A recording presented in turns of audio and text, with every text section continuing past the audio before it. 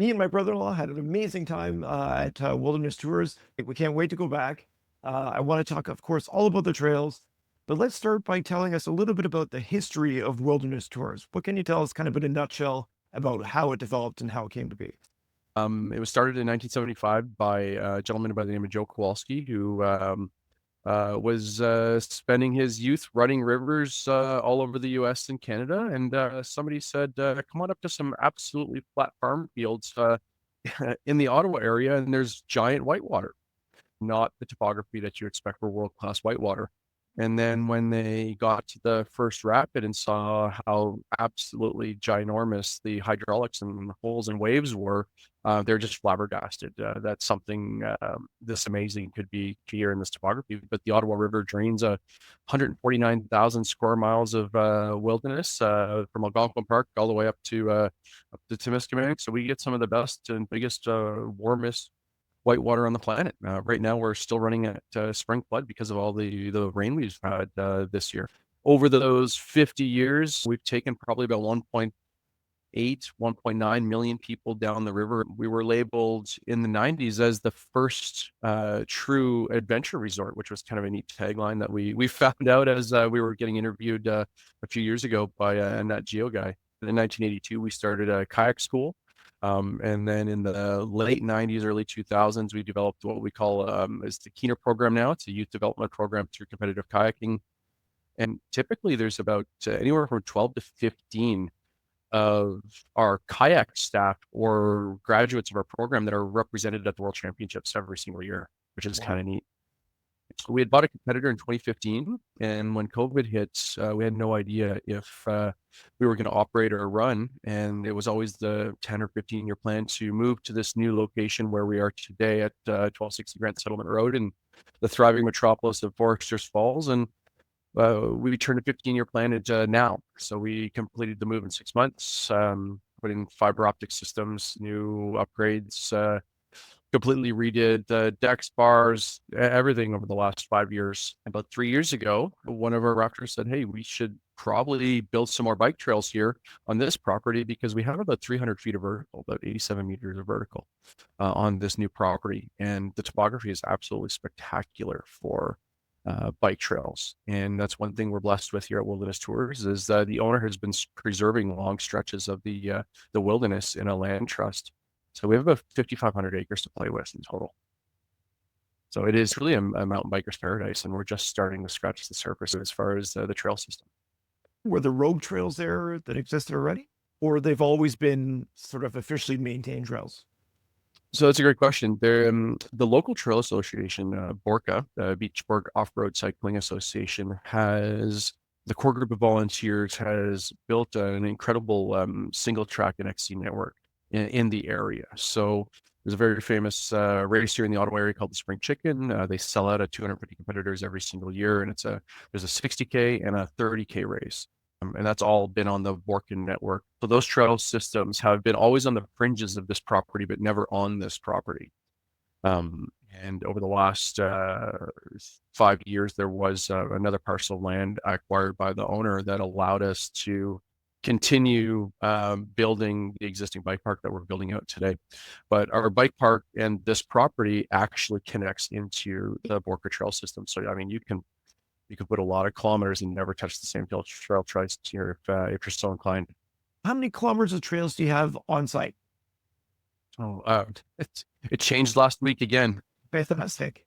New trail opened last week called DMZ, another double black loamer. Rode it yesterday, and it's a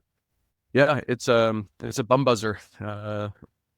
It's steep, but I think at this point we're about 20K on site, and I'm probably off by a few thousand meters at this point because I haven't counted honestly a little bit, just because every time we put in a still map, it changes so quickly. And we just opened a new connector 2 days ago along the main river, so that is done and punched in now. All since you've come and visited. That trail was incredible. I know it's just the Hallback trail, but it was super cool. It's the perfect Instagrammable location, right? Absolutely. Absolutely. And that bottom trail is now going to connect into other trails that will lead to this beautiful lookout that's almost 150 feet above the river, looking straight up some of the biggest rapids in North America. So that one connector trail, even though it's a green connector, it's the linchpin that connects the entire trail system back to the main resort. So to have that, the hardest part of that finished now, it's definitely a relief. Tell us what advantage you have when you have an owner who's interested in actively pursuing and building trails.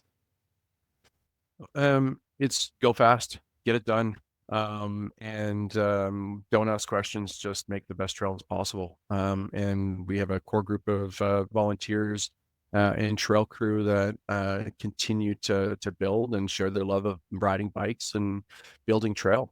They love to ride bikes just as much as they love to build trail. Even just our local season pass holders come out for trail days and help build, because it really truly does take an army to maintain a trail system. As anybody who's ever maintained a trail system knows, it is a labor of love, and we're very fortunate to have that community here in the Beachburg area to be able to help sustain that. How will you describe everything from the rafting to the eating to the sleeping to the riding? With the location and the resort and the river and all of the other extracurriculars that we have on site, we're truly positioned in a unique setting, especially in Ontario, and if not, definitely Eastern Canada. We're almost like the Club Med or the beaches of the sandals of the whitewater world, where you can come and be all inclusive and have all your meals, your lodging, everything. Just show up. We take care of everything, all your entertainment, all your food and lodging every single night of the week, starting from June all the way through till Labor Day. We have live music on the deck at 6 o'clock all the way till dark. Fully licensed restaurant and bar, accommodations, sports courts, and then the waterfront facilities, new expanded inflatable water park. So you can bring your kids here, ride some of our green trails, and then when they're cooked, they can go bounce on the inflatables all day. So we truly do have something for everyone, and lodging options for every budgets as well, from your camping all the way up to full homes you can rent. I think I saw 16 different options for sleeping, plus the RV, plus camping. That's an incredible amount. Yeah, we just expanded our RV sites this past year. New dumping station, new brand new platforms, services, and infrastructure for water and power up in our what we call our paddlers meadow. So there's 22 new RV sites where you can pull in and park it, and you're right on the trailhead. But I want to focus on the restaurant for a second. You could get away with hot dogs and pre-made sandwiches, right? Why spend the time and energy in putting that much effort into having the experience be like that? Well, in truth, everybody's a food critic, right? We do it every day, and the fastest way to people's hearts is certainly through their stomach. The meal program really hasn't changed in almost 40 years. So now we do full halal, we do gluten free. There's a veggie option at every single meal, and again, it's all buffet style. So you do have lots of options, and as I said, it hasn't changed much because we have to fuel our guests for the activities and the adventures they're about to partake. What would it look like if I came to ride there for the weekend? Roll into our reception area, check in, you get your wristband, and it's actually cashless payment system. So you can just park your wallet in your car. And then if you need something in the retail shop, New Jersey or parts, anything like that, you can just tap your wristband and it just goes on into your account. Same thing at the bar as well. So if you've just come down off the ride and you're still all in your gear, you can sit at the bar and actually order an adult beverage or a slushie or anything else. Or as my kids love to go for the smoothies. Yeah, you just tap. There's 63 different individual units you can actually rent. Each campsite or each cabin is on the trail system. You're no more than 100 yards away from being on a trail to start climbing back to the top or accessing some of the XC stuff. I think you said just before we hopped on, you've got about 150 employees there. How do you make them all sort of buy into the good vibe culture that you've developed there?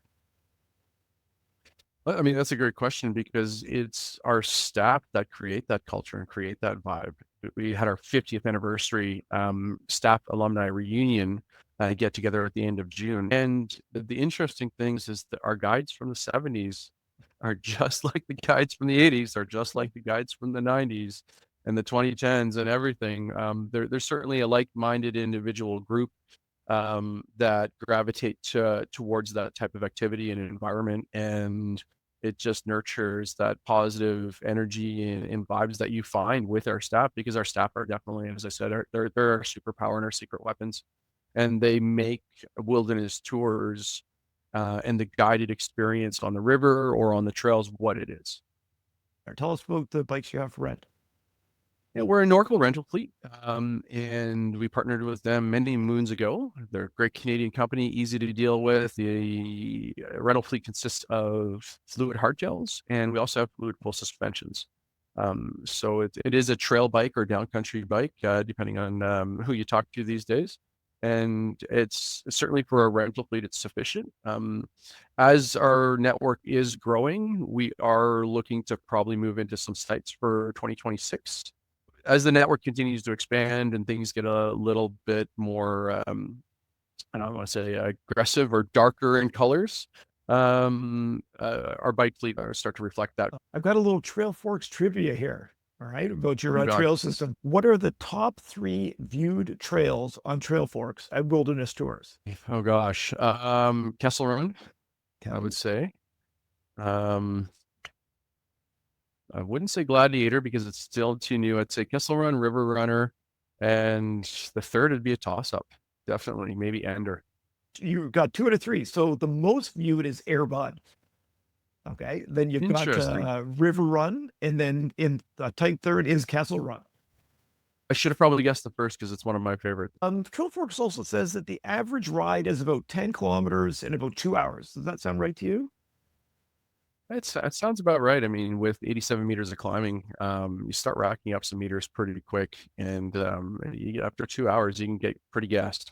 Speaking of the climbing, you've got an enduro coming up. Your trails are ideally set up for an enduro race. So tell us about the enduro that you're going to be having at Wilderness Tours.